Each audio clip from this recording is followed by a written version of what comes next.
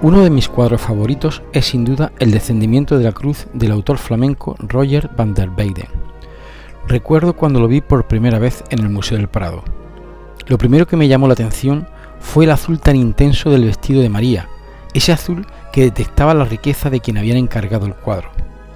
Pronto mi atención se centró en la fuerza del volumen que adquieren las figuras, casi saliéndose del lienzo. El detalle, ese instante que prácticamente capta en un segundo, en el que las figuras parecen estar atadas de hilos y que un segundo después se desvanecerían. Pero hay algo más. Había un trazado invisible de líneas que desembocan en un dramatismo patente.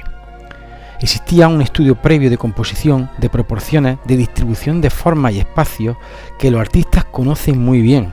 Una geometría que los maestros utilizan magistralmente, que hacía que esas 10 figuras que aparecen en la escena se mantuvieran en equilibrio, en una armonía, un secreto escondido en los talleres de los pintores. Vamos a desvelar esa oculta red en esta magnífica obra y llegar a un cuadro puramente geométrico. Para comenzar, estudiaremos la tabla. La tabla parece ser el centro de un tríptico de alas que han desaparecido. Se presenta como un rectángulo con un aparente cuadrado que sobresale del mismo, que contiene la cruz y que forma la parte superior de una cruz. La primera cuestión que uno se plantea es ¿por qué no haber elegido un rectángulo para desarrollar toda la escena?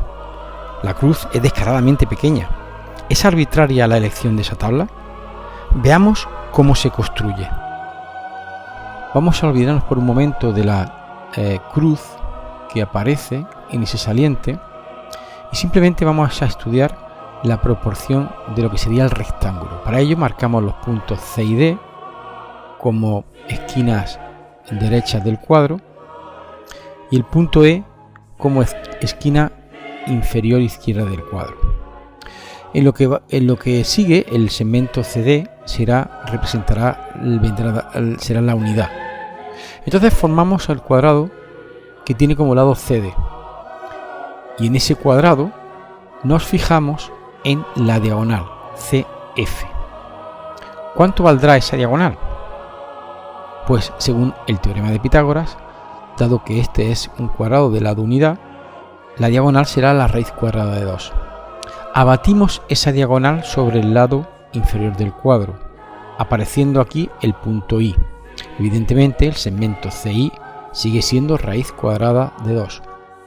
Si realizamos un rectángulo de base CI y de altura CD, tendremos el punto J y de nuevo trazamos la diagonal de ese rectángulo, es decir, el segmento CJ.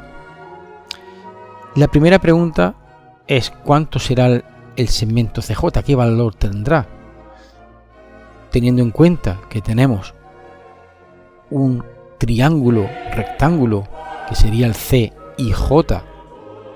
cuyo lado inferior en la base es raíz cuadrada de 2 y la altura CIJ es la unidad, esta diagonal corresponde a raíz cuadrada de 3.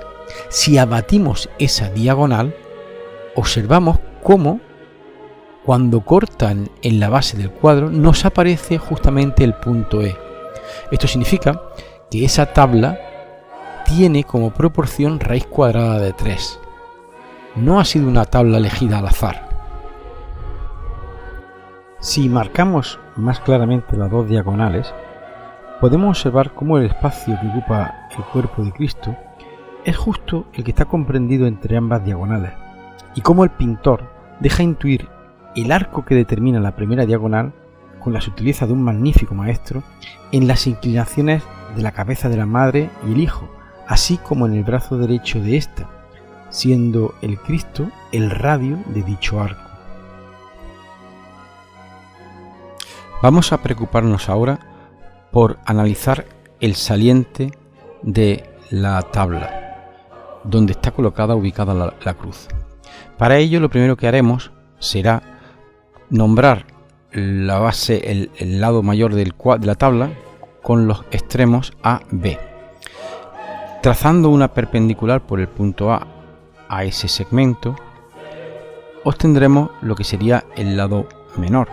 pero nos va a preocupar el abatir la distancia AB sobre esa perpendicular, formando así el punto C. Evidentemente, la medida de AC es igual que la medida AB.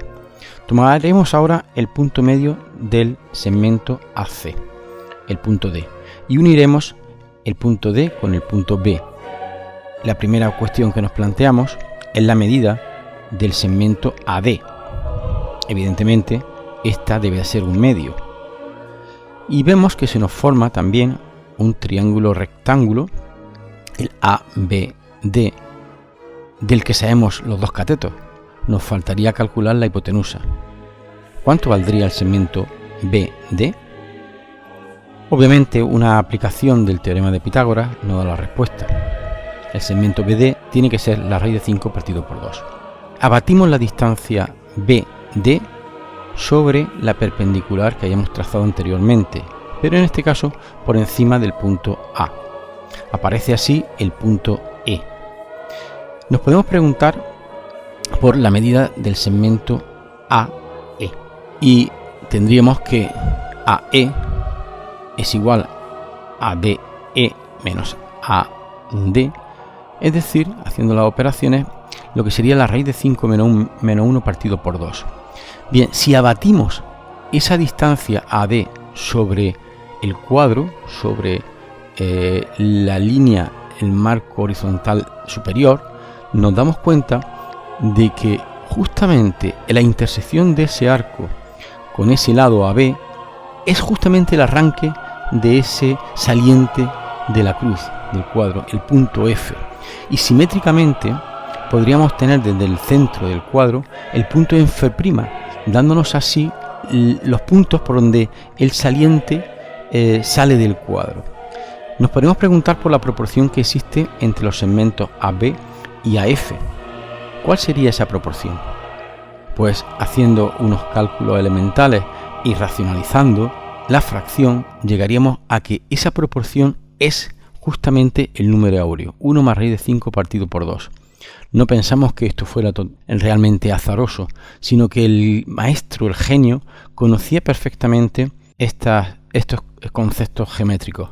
Para obtener la altura del saliente, lo que vamos a hacer de nuevo es trazar la diagonal, porque si desde el punto F levantamos la perpendicular a la base y abatimos en este caso la diagonal de la tabla, que era la raíz de 3, sobre la perpendicular a la base por el punto F, obtenemos justamente el punto K, que es el límite del saliente.